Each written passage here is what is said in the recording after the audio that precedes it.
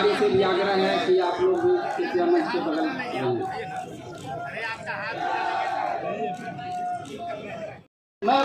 मैं अभिनंदन करना चाहता हूं उनकी भूमि पर आदरणीय गृहराज मंत्री।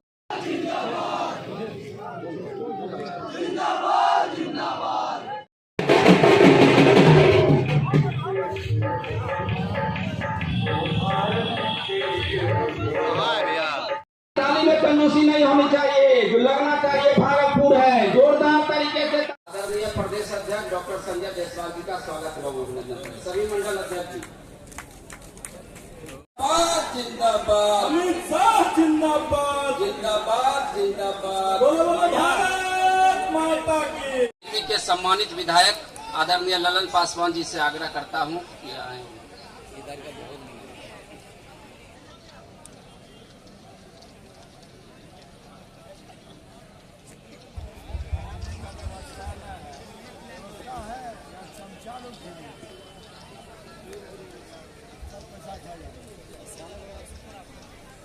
आज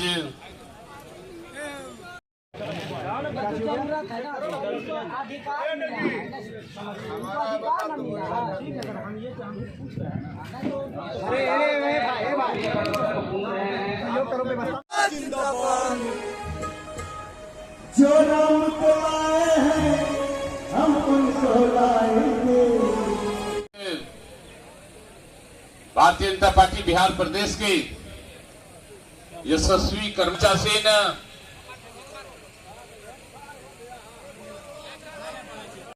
नरेंद्र मोदी जी का, उनके कार्यों को हम लोगों को घर घर तक ले जाना है।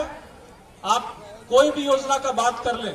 चाहता हूं भागलपुर के तमाम कार्यकर्ताओं से कि दोनों हाथ उठा करके एक बार अभिनंदन एवं स्वागत करें आदरणीय गृह राज्य मंत्री आदरणीय नित्यानंद राय जी का मैं स्वागत करना चाहता हूं। लेकिन आप ये समझ जाइए, ये सिल्क सिटी है, नई टेक्सटाइल और लेदर पॉलिसी आई है। उसका सबसे बड़ा लाभ अगर किसी को होगा तो वो भागलपुर के लोगों का होगा।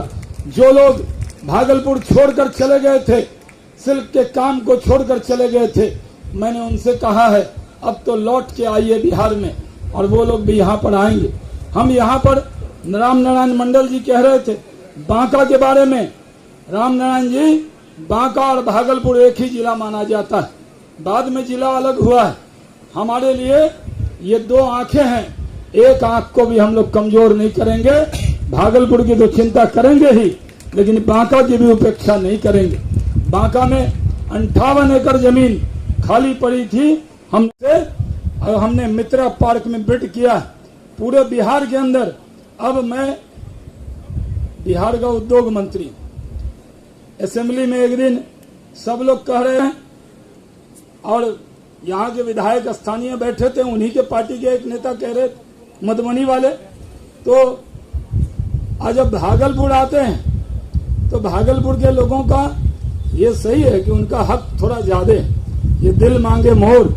लेकिन मैं आपको बता देना चाहता हूँ, रेशम भवन बन गया है केंद्र के सहयोग से। यहाँ पर रीलिंग सेंटर हो रहा है, यहाँ पर कॉमन फैसिलिटी सेंटर 22 करोड़ की लागत से नाथनगर चंपानगर में बनाने जा रहे हैं। 40 करोड़ की लागत। सभी योजना का लाभ मिल रहा है, लेकिन बहुत लोगों को जानकारी नहीं है। आवास योजना पे आप जाएंगे तो बहुत लोग कुछ और भी बता देते हैं, तो ये जानकारी देने का काम हम कार्यकर्ताओं को करना है। आप देखिए, गरीबों ने मसीहा माना है, वैसे हमारे आदरणीय प्रधानमंत्री माननीय नरेंद्र मोदी जी के नेतृत्व में भारत आत्मनिर्भरता की ओर बढ़ रहा है। जनता में राष्ट्रवाद की भावना जागृत हुई है। राष्ट्रवाद की भावना जागृत करने में माननीय नरेंद्र मोदी जी की एक एक पहल, जब लोग देखते हैं कि राष्ट्र की सेवा के लिए दिन रात परिश्रम करने वाले हमारे प्रधानमंत्री जी बिना अपनी चिंता के हुए देश की चिंता करते हैं, तो राष्ट्रवाद भी उनके नेतृत्व में पनप रहा है।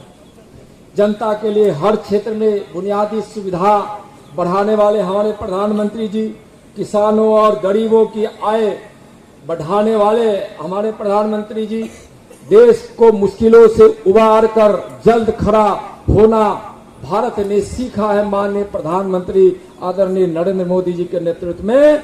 पहले सरकार जनता से जो कभी नहीं हुआ वह मोदी जी के शासन काल में हुआ।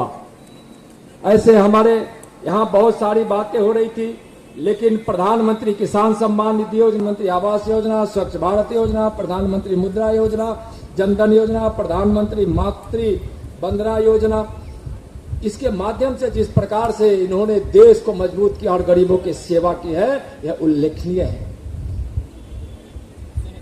भागलपुर सर हवाई जहाज को भागलपुर आईडी हटाइए ना, एक मिनट उसको आईडी हटा, इधर आइए।